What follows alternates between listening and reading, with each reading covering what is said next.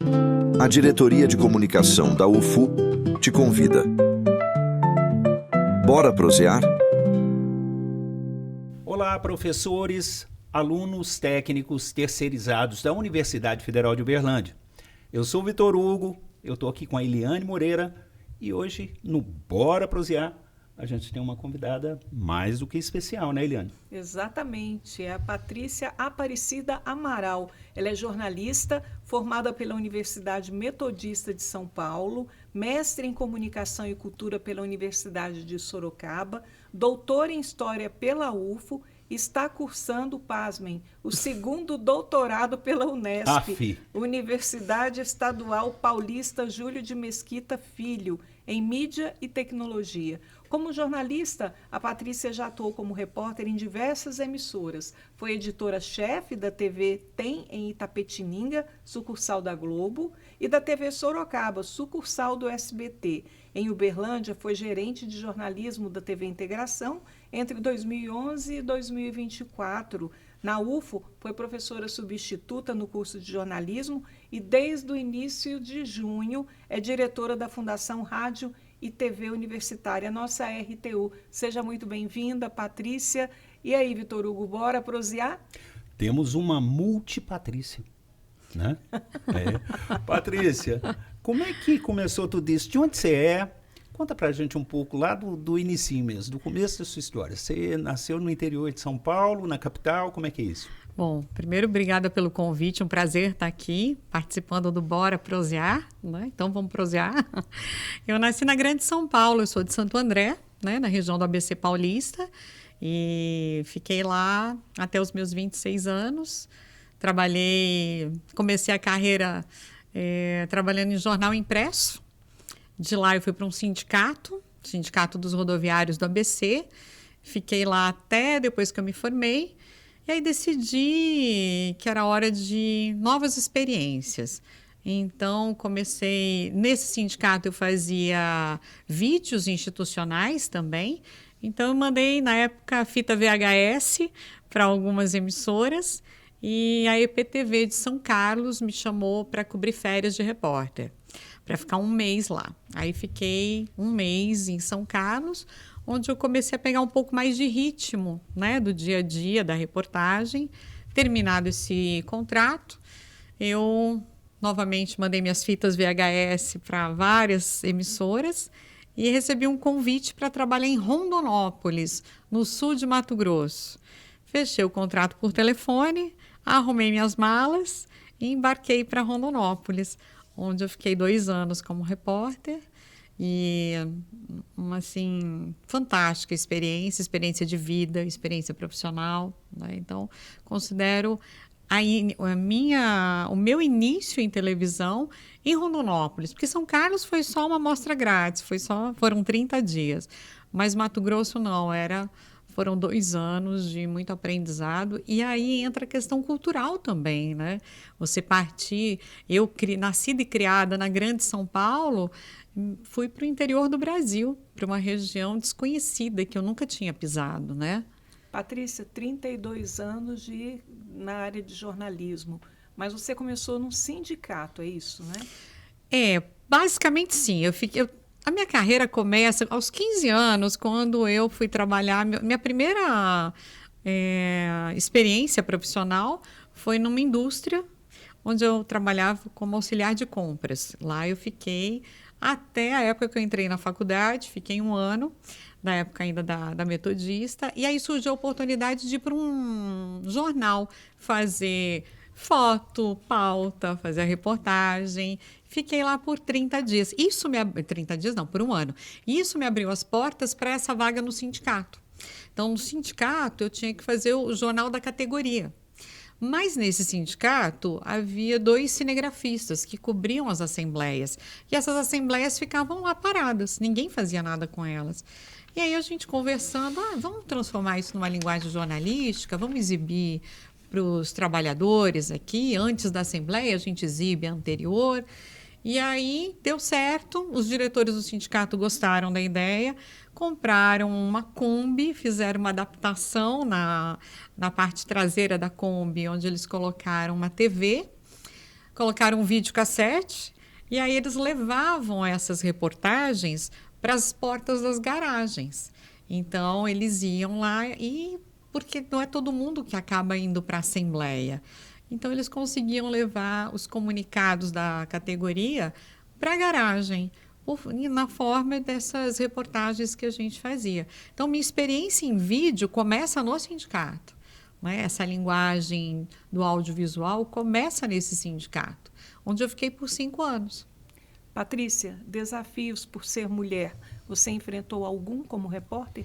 Muitos, muitos. O preconceito, né? Nós estamos falando aí dos anos 90, os anos 2000, então é aquilo da gente ter que provar da questão de que a gente sabe, de que a gente entende, né? Os assédios também, as piadinhas, as brincadeirinhas. Então, foram tempos difíceis, né? Eu acho que hoje teve uma evolução muito grande, a gente tem uma evolução, uma conscientização muito grande, a gente tem as leis que nos protegem, mas nos anos 90, nos anos 2000, não era assim. Então, sempre foi mais difícil, ainda mais trabalhando em Mato Grosso, a gente tinha que provar mais que sabia, que podia fazer, mas são os desafios que a gente tem que superar. Não tendo as leis como tem hoje, como você se saía naquela época, como a mulher se saía naquela época, frente a uma piadinha, a um assédio?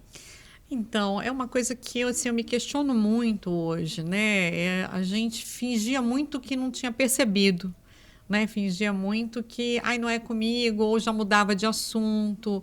É diferente, eu vejo hoje as jovens jornalistas, elas têm uma postura diferente e que eu acho mais correta, é aquela coisa, né, de se posicionar, mas a gente não tinha respaldo.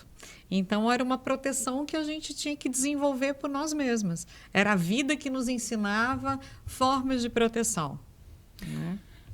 Patrícia, eu gostaria de voltar lá no sindicato, porque você fala aí de passagem, né? Você fazia o jornal, né? O jornalzinho, porque naquela época usava bastante o jornalzinho, a gente tinha... Aqui na UFO, o Ligeirinho, né, que a gente tinha. E a gente está falando de uma época efervescente de movimentos sindicais. Sim. E aí você fala da comunicação da Kombi. Como é que você fala? A comunicação como é que era? Na porta da garagem. Na porta da garagem. O que é isso? Como é que é? É uma forma de comunicação também que eles utilizavam paralelamente ao jornal. Né? Sim, porque os anos 90 foram anos muito importantes para o sindicato. O sindicato era muito fortalecido nesse período, né? Eu lembro que o Sindicato dos Metalúrgicos em São Bernardo, eles chegaram a ter chargistas, 2 chargistas. Né? Eles tinham uma equipe imensa de cinegrafistas, de repórteres, que faziam a parte de audiovisual e faziam o jornal da categoria. O jornal da categoria era diário. Eles levavam nas portas das empresas para distribuir. Então, imagina a estrutura que era isso. E o Sindicato dos Rodoviários do ABC, ele era um dos maiores também. Se eu não me engano, o 3º ou 4º maior sindicato em nível nacional. Né? Então, ele era muito forte. E aí, esses jornais eram jornais que eram distribuídos. Eu não me lembro agora se eles eram quinzenais ou semanais, mas era uma forma de levar a notícia, né, do trabalhador para o trabalhador, do sindicato para o trabalhador. E, então, era uma ferramenta de comunicação muito importante. Mas era um jornal também que tinha muita charge, que tinha muita ilustração, para se tornar mais atrativo para a categoria. E aí, a gente pegou um pouco esse filão do audiovisual.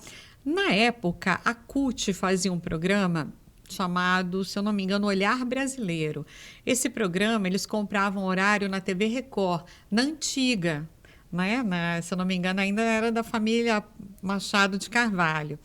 E eles compravam horário e eles veiculavam esse programa que era veiculado na TV. E a gente pegou um pouco esse mote. Então, a gente resolveu fazer esses vídeos e aí que teve uma adaptação aí nessa Kombi, e era legal isso, porque você imagina uma Kombi, isso dava uma boa tese, né? Essa Kombi chegando nas garagens, 4 da manhã, 3:30 da manhã, porque lá os ônibus saem muito cedo, e aí enquanto os trabalhadores estão tomando um cafezinho ali, fazendo a resenha, podiam ver uma reportagem falando o resultado de uma assembleia, por exemplo. Então, foi uma experiência bacana. Ela era dotada de alto-falantes, assim? Como é que era? Eu acho que tinha, faz tantos anos isso, mas eu acredito que tinha, porque tinha um alcance bacana, né? E era uma TV de tubo, a gente está falando de TV de tubo ainda, né? Na traseirinha da Kombi ali. Muito interessante. Jornalismo comunitário, né, Patrícia? Era, sem saber, né? Sem saber teorizar, a que tava... gente entende agora que era um jornalismo comunitário. Tem que ter cuidado para ela não ir para o 3º doutorado com esse tema, viu? Mas é um bom assunto, não é? É um bom assunto, ela já está no 2º. A gente volta com Bora Prosear daqui a pouquinho, falando um pouco da Patrícia, professora, mas eu quero saber um pouquinho também como é que foi a chegada dessa praticamente paulistana, porque é ali de Santo André, grudado, em Rondonópolis. Bora prosear daqui a pouquinho. Bora Prosear vai para um breve intervalo e volta já.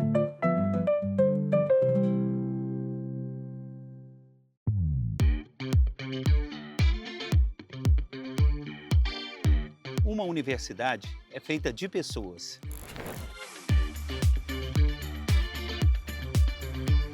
E pessoas são feitas de histórias.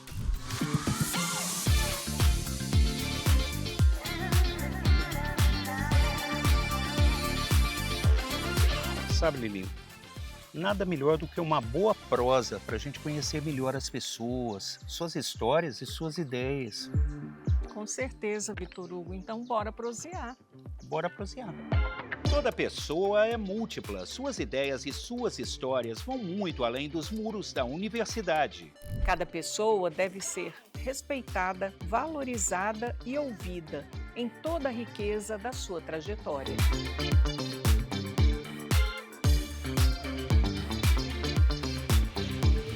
Convidamos você para prosear com a gente. Para ouvir e contar histórias, para rir e se emocionar. Bora prosear! Todas as quintas-feiras, às 8 da noite, na Rádio Universitária e no canal da UFO no YouTube. Estamos de volta. E aí? Bora prosear? Bora prosear! Estamos de volta aqui com esse programa, eu, Eliane Moreira e a nossa convidada Patrícia Amaral, que é diretora da Fundação Rádio e TV Educativa de Uberlândia, aqui da Universidade Federal de Uberlândia. Então, Vitor Hugo, agora a gente vai falar um pouquinho da Patrícia Amaral, professora. A Patrícia, ela atuou como professora desde 2008. Aqui na universidade, atuou 2 períodos como professora substituta do curso de jornalismo, que foi de 2013 e 2014, e uma década depois, de 2023 e 2025, né, Patrícia? Você, então, nesse meio tempo, são quase 17 anos oferecendo formação para esses alunos do curso de jornalismo, né? Na sua visão, o que mudou durante esse tempo, dessa primeira vez que você atuou como professora e agora? É interessante porque, assim, lá em 2008 eu tive uma experiência mais curta, né, mais de semestre, e depois eu voltei em 2013, 2014, não senti tanta diferença nesse período. Mas de 2014 para 2023 eu senti um abismo, porque aí já teve uma grande mudança, a questão da rede social. Então, a questão da rede social, ela traz mudanças e até na forma como a gente vai lidar com a turma, porque é uma turma muito mais conectada e que tem uma dificuldade em deixar o celular de lado. Então, é difícil competir com isso, mas com muita conversa e tentando transformar a aula de uma maneira mais atrativa, a gente vai tentando tirar um pouco esse hábito de toda hora tá teclando, né? E uma outra questão é que, assim, eu percebi uma geração muito de digitar, mas de falar menos, né? E quando fala, tem uma fala muito acelerada, uma coisa mais sei se é o período, se é a tecnologia que provoca isso, mas como eu fiquei 10 anos praticamente sem dar aula, então para mim foi um choque. Eu percebi uma grande mudança de 2014 para 2023. Você percebeu assim que a pandemia pode ter potencializado a digitalização no convívio social dessa geração? Pode ser que seja um dos motivos, sim, né? Mas na sociedade como um todo a gente viu muita mudança, então isso não tinha como não refletir na sala de aula. Mas é uma turma muito tecnológica. O que precisa, eles estão na universidade para o conteúdo. Porque conteúdo a gente tem que discutir na sala. Eu sempre falo, a técnica é fácil de ensinar. Então, você vai fazer tele. Eu te explico rapidinho a distância que o microfone tem que estar da boca, né? O tipo de linguagem, o tipo de pergunta. Mas o que perguntar? Qual a diferença, né? Qual a diferença que você vai fazer naquele veículo? Tudo isso depende muito do quanto você leu, da bagagem que você traz. Esse é o diferencial. É isso que eu sempre tentei explicar para os alunos. Você pode ser muito bom utilizando um celular, mas o que você vai fazer com ele? Que mensagem você vai levar por meio daquele meio de comunicação, né? Patrícia, você atua no mercado, você atua como professora. Você acredita o que é importante hoje, além dessa questão do conteúdo, para um jornalista ter no mercado de trabalho? É o conhecimento, são contatos, e isso a gente vai fazendo com a carreira, né? E eu falo para os alunos assim, a gente faz esses contatos, na verdade, na época da faculdade, do curso universitário, porque já no curso a gente tem que entrevistar pessoas, é aí que a gente começa a formar as nossas fontes. E essas fontes a gente vai utilizar por muito tempo, dependendo do tipo de fonte que você está utilizando na sua reportagem. Então, é a questão das fontes, é a questão de você estar antenado. Não só... A gente fala muito em viver em bolhas, né? Que hoje em dia está todo mundo muito em bolhas. E o jornalista, ele tem que sair da bolha. Ele tem que frequentar várias bolhas, porque senão ele fica focado muito num nicho. E o jornalismo fala para todos. Então, é importante que ele leia, que ele ouça, que ele veja, que ele pesquise. Eu não gosto desse tipo de programa. Ok, mas você tem que saber o que é, porque ele existe. Então, quanto maior o conhecimento do profissional, mais ele vai se destacar. Maior vai ser o valor dele no mercado, né? Então, aliado à técnica, e a técnica ele pega rapidamente. Nós temos uma tendência à especialização do jornalista hoje. Eu digo assim, eu digo uma visão pessoal, aquele que gosta de escrever texto, mas não gosta de aparecer no vídeo, aquele que gosta de fazer um áudio sem querer aparecer, aquele que gosta só de vídeo, que não gosta da escrita do texto, e vão se especializando. Aquele que gosta de internet, não gosta de televisão. Há essa tendência hoje, Patrícia, com tantos veículos, com essa multiplicidade de meios? Eu percebo que o profissional também tem que ser mais multi. Porque hoje eu vejo, um exemplo, a gente tem jornalistas que trabalham em veículos, em TV. E eles têm os seus blogs. Então, ele tem que escrever. Ele faz o seu podcast. Ele tem que falar. Então, é muito difícil hoje o jornalista que fica... eu só escrevo. Não, eu só gravo áudio. Né? Então, pode ser, alguns veículos, algumas empresas, você ainda tem esse tipo de trabalho. Mas é cada vez mais raro, é praticamente tudo junto e misturado. Então, a gente tem que entender de outras linguagens, porque em algum momento vai precisar. Assessoria de imprensa. O assessor de imprensa hoje, ele faz foto, ele grava vídeo, ele faz entrevista, ele não fala só do evento. Então, hoje é muito multitarefa. O profissional hoje é muito multitarefa. O mercado está exigindo isso cada vez mais. E a academia está conseguindo formar esse profissional? Tem uma parcela do aluno também. Então, assim, a academia, ela está oferecendo isso, ela te oferece. São diversas disciplinas onde ela te mostra a diferença da linguagem. Então, ela não está formando um profissional para ser só do site, ou só da TV, ou só do rádio. São várias disciplinas onde você vai aprender a diferença de um veículo para o outro, mas você vai aprender a linguagem de todos os veículos. Então, ela está te preparando para esse mercado. Mas aí também cabe a esse aluno entender que eu só gosto de site. Sim, se você só gosta de site, a possibilidade de você ficar limitado a uma vaga vai ser maior, ou de não ter chances em mais vagas, né? Então, quanto mais habilidades você tiver, mais chances você vai ter de ser absorvido ao mercado. Agora, falando de academia e diploma, o diploma continua sendo necessário? Ele é importante porque é onde te dá a base, é onde te faz pensar, é onde te prepara, né, para o raciocínio, para entender, para os questionamentos. E sem a faculdade hoje, então eu falo a universidade no sentido do diploma, né? Faz diferença. Faz diferença quando vem um presidente na cidade e que vai fazer o cadastramento dos jornalistas, independentemente de quem seja presidente. Eu já peguei vários, de Fernando Henrique até Lula, né? O terceiro do Lula.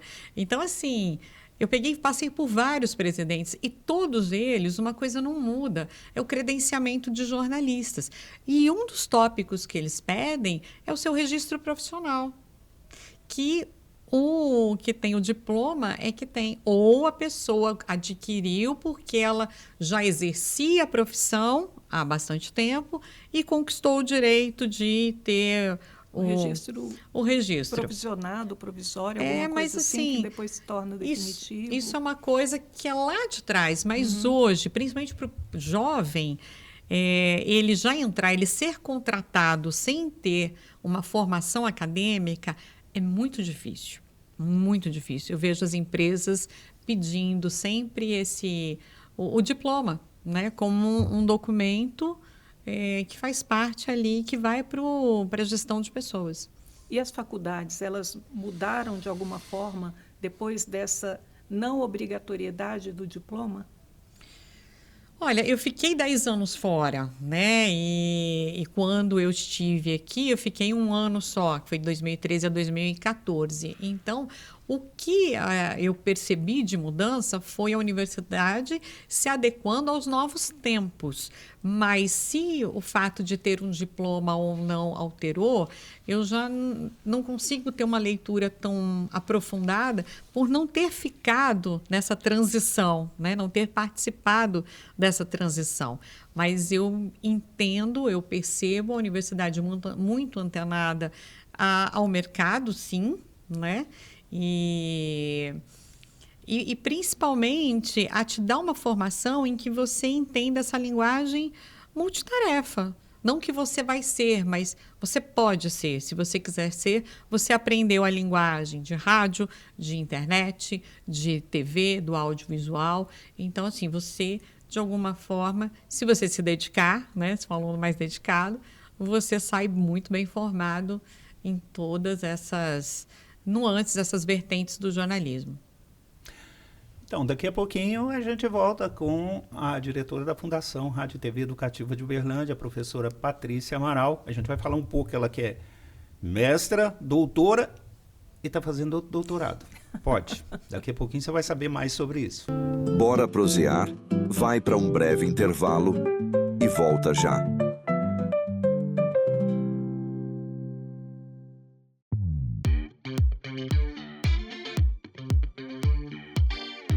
Uma universidade é feita de pessoas.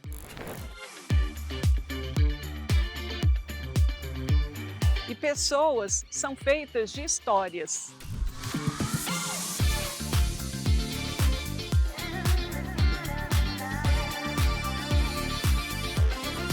Sabe, Lilinho, Nada melhor do que uma boa prosa para a gente conhecer melhor as pessoas, suas histórias e suas ideias. Com certeza, Vitor Hugo. Então, bora prosear. Bora prosear. Toda pessoa é múltipla. Suas ideias e suas histórias vão muito além dos muros da universidade. Cada pessoa deve ser respeitada, valorizada e ouvida em toda a riqueza da sua trajetória.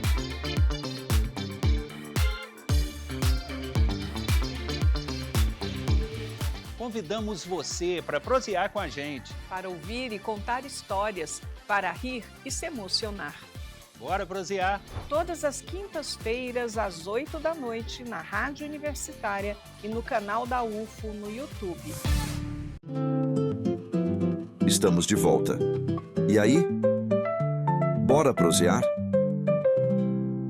Olá, estamos de volta com Bora Prosear.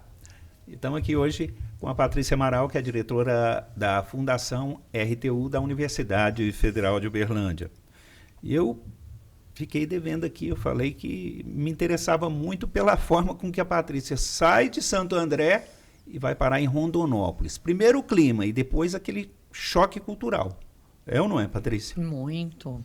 Mas a gente está falando dos anos 90, isso foi em 96. Então a gente tem que lembrar que não tinha streaming, não tinha TV a cabo, a gente só tinha os cinco canais praticamente, né? E as suas afiliadas. Então, eu estava começando carreira, eu não tinha grande experiência para apostar em São Paulo. E aí, mandei minha fitinha para o Brasil inteiro, Rondonópolis chamou, falei, vou, bora lá. Mas foi difícil, porque é muito quente, né? Eu saí de um clima fui para um clima totalmente diferente. A cultura é diferente, mas é riquíssima e foi muito interessante, muito importante ter contato com isso. Eu estranhei muito, porque na época havia muita cobrança, né? Hoje em dia já é muito mais leve, graças a Deus, mas na época não era. Então era uma cobrança com visual. Eu tinha o cabelo todo desfiado. Aí falaram, você não pode ter cabelo desfiado, você tem que ter cabelo reto. Padrão. E aí, vamos ver o que a gente faz. Eu tive que fazer um cabelo mais curto. Roupa, a gente não podia mostrar o cotovelo. Então, aquele calor, né? E a gente usando blazer. Mas foi muito bacana, porque eu lembro que uma das primeiras matérias era cruzamento genético da soja. Eu só tinha visto soja na embalagem. Eu nunca tinha visto uma plantação de soja. Eu nunca tinha visto uma plantação de algodão. E eram os principais produtos agrícolas de Rondonópolis. Era forte nacionalmente. Então, eu tive que aprender, né? Tive que me dedicar, tive que estudar sobre isso.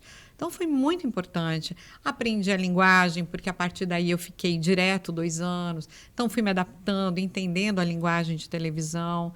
E a gente não tinha internet para facilitar a nossa vida. Deixa eu pesquisar aqui o assunto. Não, tinha que ir lá e, por meio das entrevistas, que a gente ia se adaptando. Mas foi enriquecedor. Patrícia, você falou agora há pouco de um padrão, né? Cabelo curto, roupinha mais... A que você atribui esse padrão? Isso era uma cobrança que existia. Parte disso tem a ver até com equipamentos. Por exemplo, enquanto o equipamento era analógico, você não podia, e pedia-se que o entrevistado evitasse camisa de listras, porque ficava, tipo, a gente chama de bater, né? Ficava meio que incomodando a visão de quem estava assistindo. Então, tinha um pouco isso. E também os padrões que se tinham na época, que eram mais rígidos, sempre falavam-se assim, tem que chamar menos, o repórter tem que chamar menos atenção que a notícia. Mas era muito difícil, a gente fazia fono para amenizar sotaque, e hoje você vê as pessoas entrando com os seus sotaques, o que eu acho que é ótimo. Se eu estou vendo um repórter do Sul, qual o problema dele entrar com o sotaque dele? Né? E a gente fiz fono anos, para amenizar o sotaque de paulista, e não perdi. Ainda misturo. Aí acabamos misturando.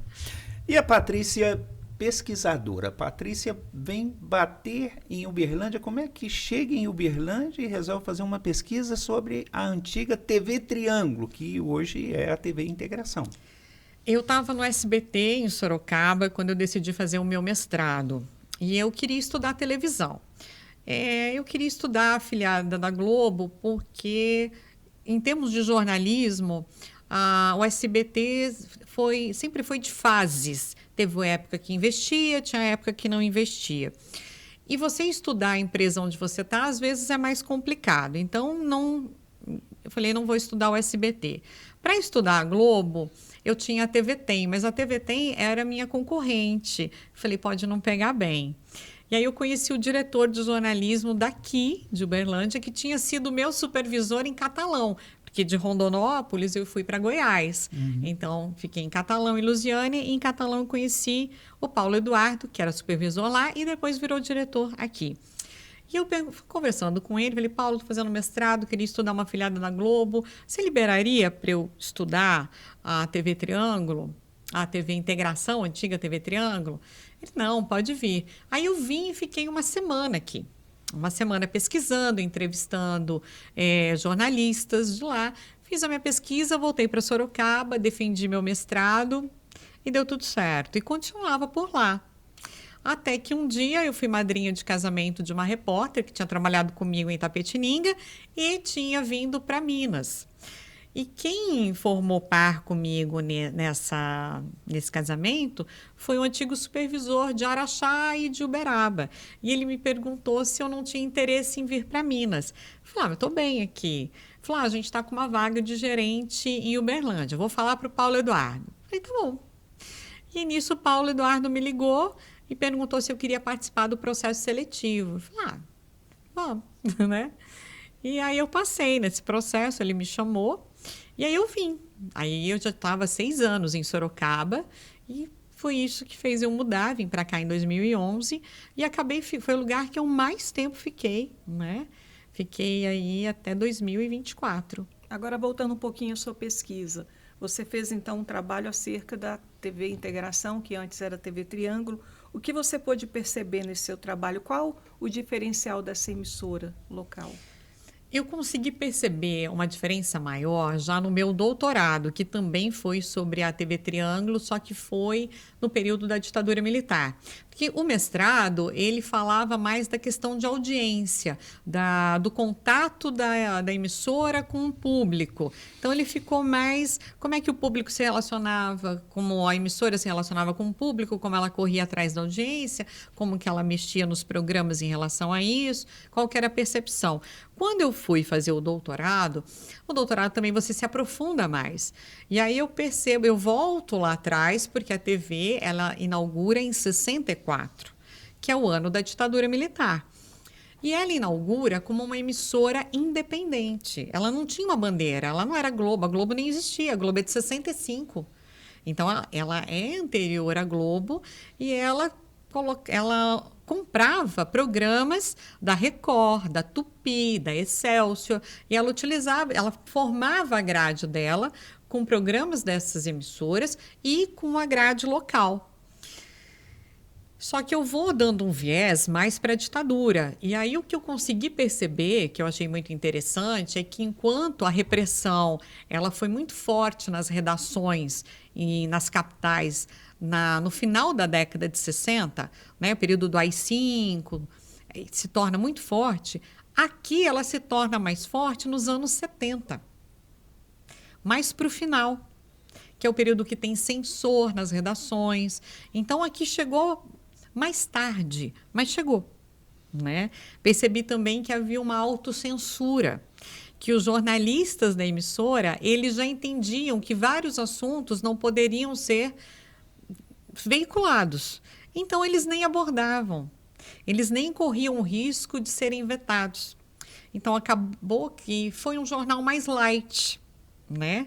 E a dificuldade de fazer essa transição, porque aí em 85 que vem a abertura, não é uma coisa que vira a chave, já vamos fazer aqui, o que a gente não fez em anos. Ainda se perdura, mas isso já não é uma realidade só daqui. de muitos lugares, né?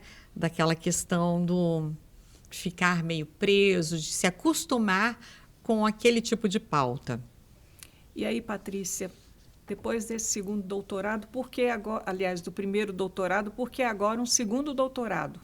Porque eu comecei a sentir uma dificuldade em prestar concurso em alguns locais. Uma universidade aqui do Centro-Oeste, do Centro-Oeste, ela abriu uma vaga para professor de telejornalismo, que é a minha praia. Mas a minha inscrição foi indeferida porque o meu doutorado não era em comunicação. Então, eu comecei a sentir que eu pudesse ter dificuldade em alguns concursos. E falei, bom, então não vou ficar parada na primeira barreira. Vamos fazer um segundo doutorado. E qual é o tema agora? Agora eu estou falando da TV 3.0, né? Tentando traçar um paralelo do que mudou, das promessas que foram feitas para a TV 2.0, que é a TV já digital, para agora, porque muitas das promessas que foram feitas não foram cumpridas. E elas voltam agora com uma nova roupagem, como se... Não, isso aqui é a TV 3.0. Não, isso foi prometido lá atrás e não foi cumprido. Está sendo cumprido agora. Será cumprido ainda, né? Porque ela ainda... Começaram as experiências agora em junho, mas ela vem mesmo, está sendo prometida para a Copa de 2026. Ela tem a ver com a TV 4K, com essa tecnologia mais avançada que as TVs começam a experimentar, ou ela é mais um cúmulo de promessas? A tecnologia, em termos de imagem, de som, ela sempre vai melhorando, porque a captação, a transmissão, isso sempre não para. A promessa é quanto à interação, à interatividade. Muda para o telespectador, não é? Só que assim, na TV 2.0 já se falava disso, de uma participação maior do telespectador, e ela ficou muito limitada. Agora que se começa, e ainda assim, não vai ser aquela comunicação, deixa eu mandar uma mensagem aqui para falar da minha observação. Porque para isso, todas as emissoras teriam que ter uma equipe imensa para responder. Imagina um programa em nível nacional. Quantas pessoas você teria que ter para responder tudo? Mas é uma interatividade no sentido de você poder... Está muito ligada à área comercial. De você poder comprar um produto que você viu na novela. Eu vi o abajur da novela. Eu quero comprar, eu dou um clique, vai para o carrinho. Futebol, você consegue... eu sou São Paulina, então quando eu for assistir futebol, a minha tela vai ficar branca e vermelha. Todos os elementos serão brancos e vermelhos. Eu vou conseguir... digitar o meu CEP e saber como é que está o trânsito, como é que está o transporte público. São essas coisas que vão ser o avanço que não teve na 2.0 e que deve ter agora. Então, são algumas questões que o telespectador consegue ali com controle remoto. Com controle remoto, ele vai escolher qual foi o melhor jogador da rodada. Qual a receita que a Ana Maria vai dar, se ela vai falar do bolo ou se ela vai dar a receita da coxinha. Então, é mais nesse sentido ainda. Então, daqui a pouquinho a gente volta com Bora Prosear. Essa prosa está rendendo. A gente volta com a Patrícia Amaral, diretora da Fundação Rádio e TV Educativa de Uberlândia. A gente vai falar da Fundação. Bora Prosear vai para um breve intervalo e volta já.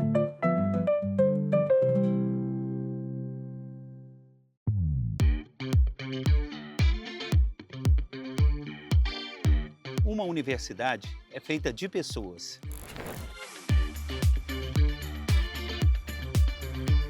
E pessoas são feitas de histórias.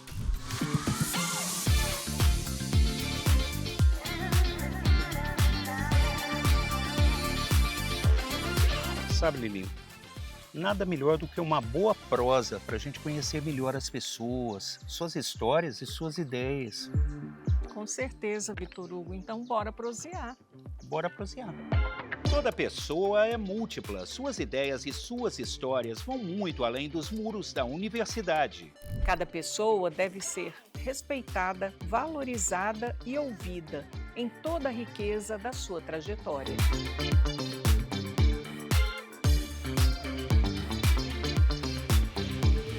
Convidamos você para prosear com a gente. Para ouvir e contar histórias, para rir e se emocionar. Bora prosear! Todas as quintas-feiras, às 8 da noite, na Rádio Universitária e no canal da UFO no YouTube. Estamos de volta. E aí? Bora prosear? Bora prosear? Estamos recebendo aqui a Patrícia Amaral, que é diretora da Fundação Rádio e TV Educativa de Uberlândia, da Universidade Federal de Uberlândia. Patrícia, que desafio esse desafio da Fundação RTU, hein? Que ela assumiu dia 9 de junho, viu? Exatamente. Tem pouco tempo já. Enorme, porque quando eu saí da TV, integração, eu saí para fazer uma transição de carreira. Ia me dedicar só à parte acadêmica, ia finalizar meu contrato aqui na UFO, ia acelerar o meu segundo doutorado, já ia finalizar a tese, ia me preparar para concursos. Então, eu me organizei para isso. Até que eu recebi o convite, que em primeiro momento eu fiquei, não sei, não eram esses os meus projetos, mas acabou que é um grande desafio. Eu nunca trabalhei com TV pública educativa, eu sempre trabalhei com TV comercial. Então, é diferente. E agora, eu trabalho com rádio, que sempre foi uma paixão desde a faculdade, mas eu nunca tive a oportunidade, praticamente, acho que um dos poucos veículos de comunicação que eu nunca tinha trabalhado. E agora eu tenho que trabalhar. Tenho que fazer rádio, tenho que fazer a parte de administração. Então, o desafio é muito grande. Eu imagino que esse começo seja maior. Depois que a gente pega o ritmo, aí, né, as coisas vão ficando mais tranquilas. Mas foi isso, foi um desafio imenso que resolvi aceitar. Nesse pouco tempo que você está à frente da Fundação RTU, como você avalia o papel das emissoras universitárias nos aspectos político e social? Agora eu já tinha essa visão, mas agora mais aprofundada, de um papel importantíssimo, porque cabem às emissoras educativas colocar programas que não cabem nas TVs comerciais, né? Programas educativos, programas culturais, programas que muitas vezes eles não vão ser campeão de audiência, mas que eles têm um papel importante, que têm um nicho importante. E esse papel precisa ser feito pelas emissoras educativas. Patrícia, você foi gestora de emissoras privadas, de jornalismo em emissoras privadas, e agora você pega uma rádio, uma TV públicas, né? Você sente uma diferença nessa maneira de gerir, na forma com que você tem que conduzir as coisas entre essa gestão privada que você teve e a gestão pública? É bem diferente, porque na gestão privada, você tem uma questão para resolver, você vai lá na sala do dono, você vai na sala do jurídico, você vai na sala da contabilidade, você tem um grupo maior para resolver. Quando você estava numa TV pública, a estrutura é menor, né? Você tem que fazer de tudo um pouco. Além do mais, eu não posso ter comercial, eu posso ter apoio. Então, são essas nomenclaturas, são essas diferenças. Eu tenho que prestar contas para um conselho. Eu trabalho com verba pública. Então, tudo isso triplica, não que a gente não tenha responsabilidade quando a gente está numa TV comercial, mas essa questão é mais tranquila. Né, de eu ir falar com alguém de finanças, explicar, olha, a gente está cobrindo Romaria, e em Romaria eu não consegui nota fiscal, então eu vou dar um dinheiro para a equipe tomar uma água, mas isso aqui eu vou pedir para ter um recibo. Eu não posso fazer isso numa TV pública. Né? Então, não tem essa negociação que às vezes fica mais fácil numa TV privada. Né? Não, tem muita organização, sim, mas tem certas coisas que são mais fáceis de você justificar. Talvez mais burocrático. Na TV pública é mais burocrático. Você tem também essas proteções para não haver desvio de verba. Então, é bem diferente. É muito diferente. Ô, Patrícia, e qual que é a importância que você vê da TV e do rádio público, a TV educativa, a TV cultural, na formação educacional em si do cidadão brasileiro? Eu acho que é a oportunidade de você levar temas, inclusive, que muitas vezes você não vai ver numa TV comercial. Então, você tem que trazer temas que façam a diferença na vida da comunidade, do cidadão, no papel político, no papel social, no papel de cidadão. Isso para a rádio e para a TV. Então, a rádio ela tem que trazer serviços, inclusive. Serviços para que as pessoas saibam, né? As que não sabem, pelo menos, que elas tenham um esclarecimento de onde ela pode procurar aquele serviço, que ela tem informação, que ela tem acesso à cultura, que ela tem acesso a um tipo de música que muitas vezes a rádio comercial não faz, que ela tem um programa de entrevistas que muitas vezes não cabe numa rádio comercial. Né? Nós temos aqui o programa do Márcio Alvarenga, que está há quantos anos no ar? Há quantas décadas está no ar? 39. Então, assim, pensa, são mais de 3 décadas, um programa que tem entrevistas e ele tem um público, né?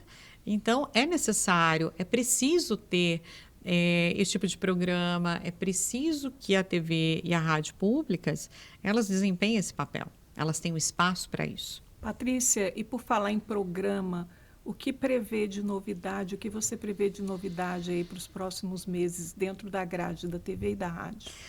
A gente ainda está desenhando algumas coisas. Para a rádio já fizemos algumas mudanças, já colocamos mais boletins informativos ao longo da programação, colocamos programa de esporte, né? Então, a gente está mexendo um pouquinho, mas não muito, porque é pouco tempo para mexer em muita coisa.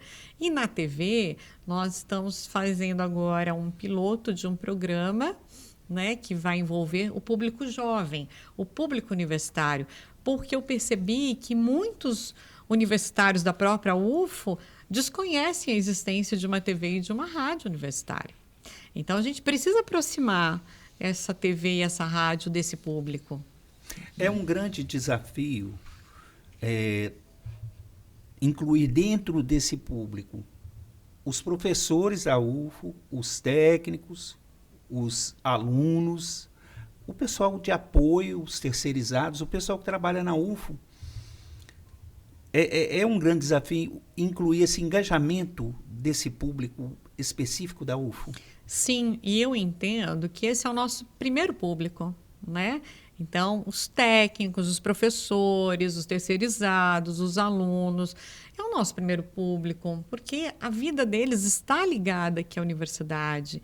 Então, a gente tem que ter esse público mais próximo da gente. E eu acredito que a melhor propaganda é a boca a boca, né? Então, se esse público aqui, que não é pequeno, se eles acreditarem no que a gente faz, a gente vai conseguir triplicar, quadruplicar esse público, tanto para a rádio quanto para a TV.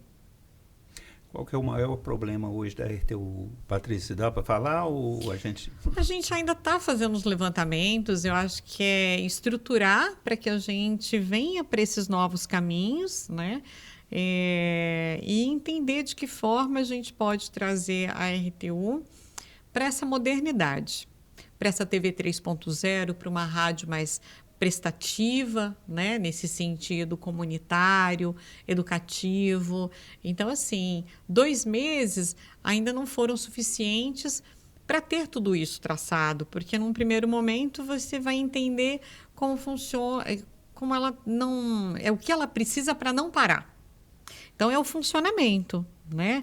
São as verbas que a gente tem acesso, os produtos que a gente comercializa no sentido dos serviços prestados. Então, a gente precisa entender qual que é o nosso caixa, o nosso fluxo, para a partir daí falar, agora vamos sentar e vamos, isso aqui já está funcionando, vamos pensar na programação, vamos reestruturar a programação da TV? E a TV, nós hoje somos transmissoras da TV Cultura, que tem bons programas. Você tem o Jornal da Cultura, você tem o Roda Viva, tem programas ali com Gabriel Chalita, programas interessantes, o Repórter Eco, assuntos muito específicos. E a gente tem que ter a nossa grade também fazendo a diferença. É isso que a gente pretende, pelo menos, né? A RTU é um bom cartão de visita, pelo menos nesses meses que você assumiu aí. Quando você chega e fala, olha, eu sou da RTU, tá um bom cartão de visita? Muita gente tem muito carinho, né? Muita gente, de alguma forma, passou por aqui, teve contato. A rádio, então, nem se fala. A rádio, como as pessoas gostam da rádio, né? Então, acaba sendo... E isso nos ajuda muito. Daqui a pouquinho a gente volta. A prosa está rendendo. Bora prosear. Patrícia Amaral, diretora da Fundação Rádio e TV Educativa de Uberlândia. Bora prosear, vai para um breve intervalo e volta já.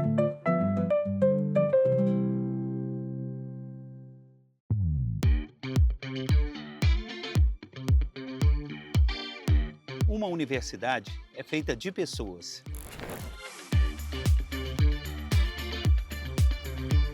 E pessoas são feitas de histórias.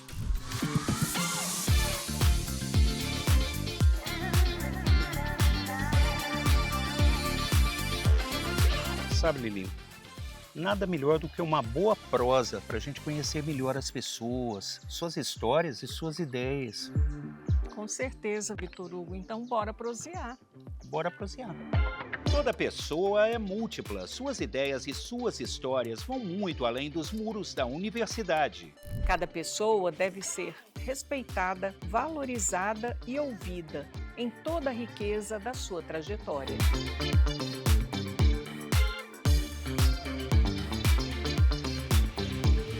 Convidamos você para prosear com a gente. Para ouvir e contar histórias, para rir e se emocionar.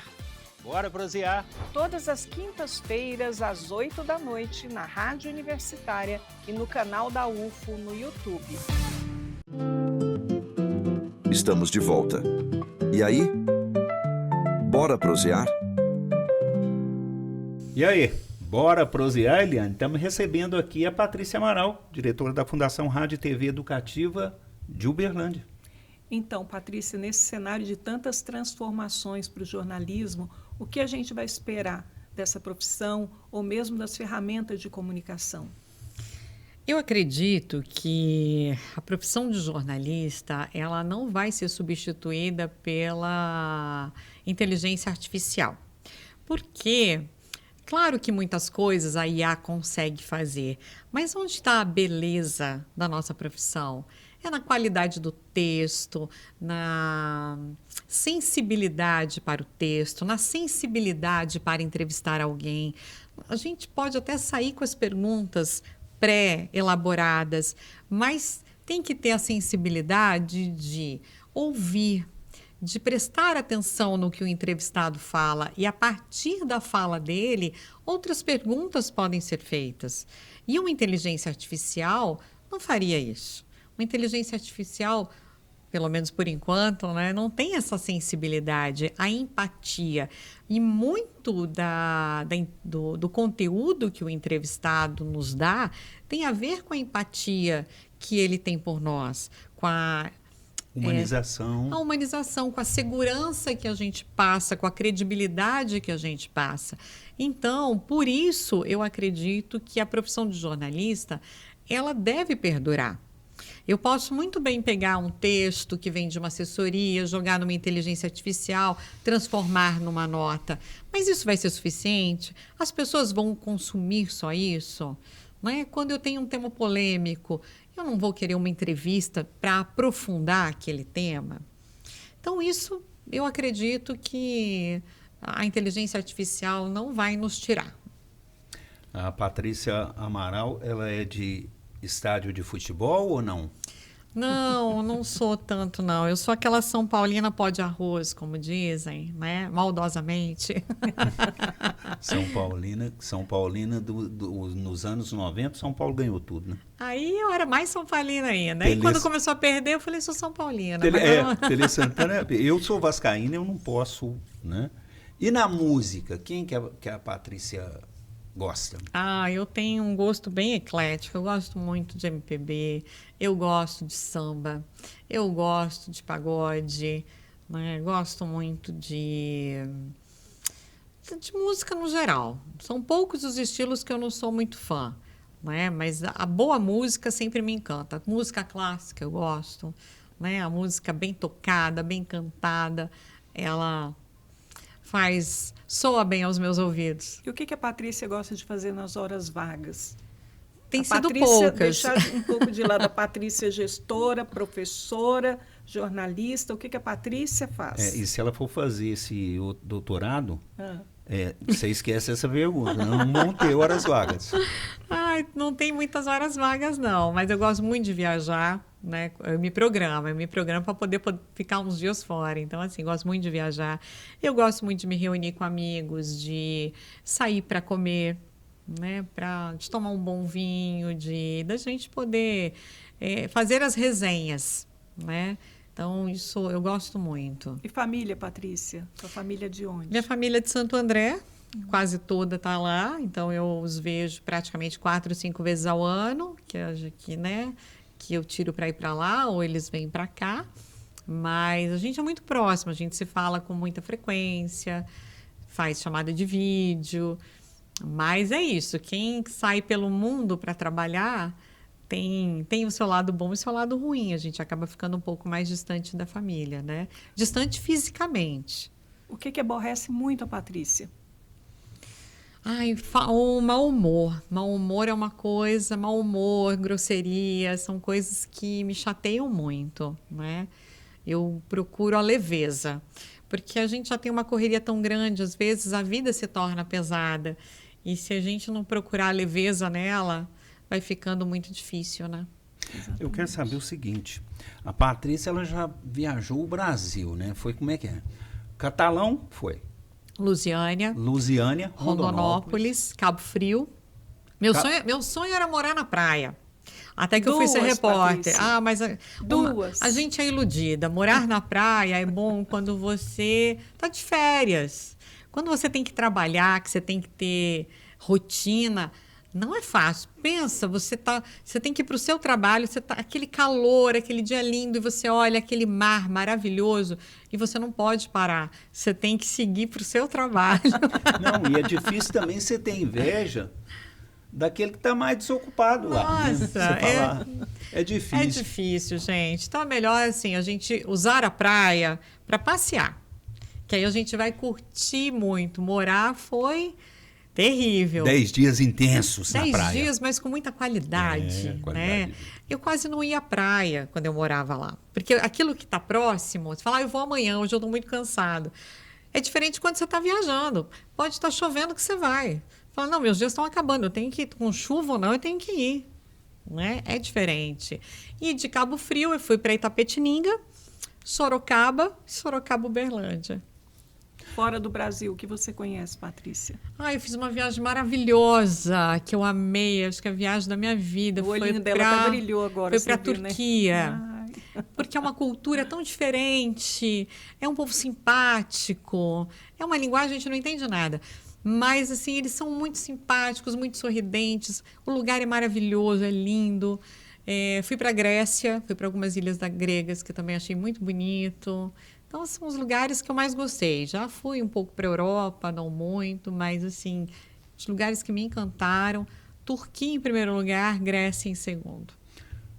Para finalizar, no momento, a Patrícia é de Uberlândia, enraizada. Já estou, né? 14 anos aqui, eu já me sinto uma uberlandina, né? Como diria o falecido Luiz Fernando Quirino, né? Uberlandinos. Acho que eu me tornei uma.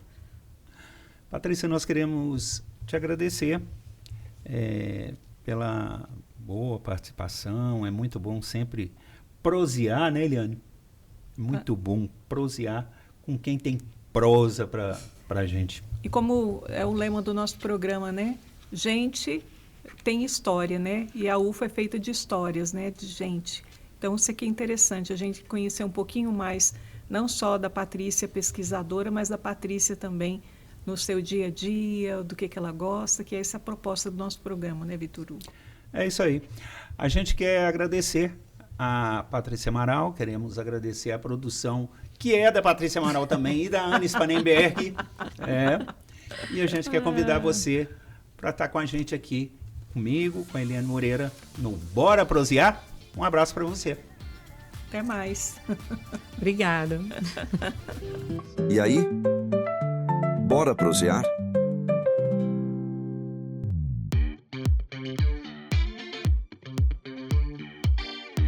Uma universidade é feita de pessoas.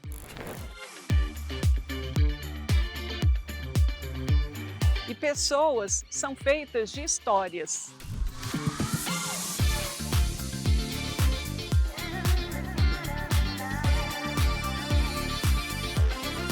Sabe, Lili, nada melhor do que uma boa prosa para a gente conhecer melhor as pessoas, suas histórias e suas ideias. Com certeza, Vitor Hugo. Então, bora prosear. Bora prosear. Toda pessoa é múltipla. Suas ideias e suas histórias vão muito além dos muros da universidade. Cada pessoa deve ser respeitada, valorizada e ouvida em toda a riqueza da sua trajetória.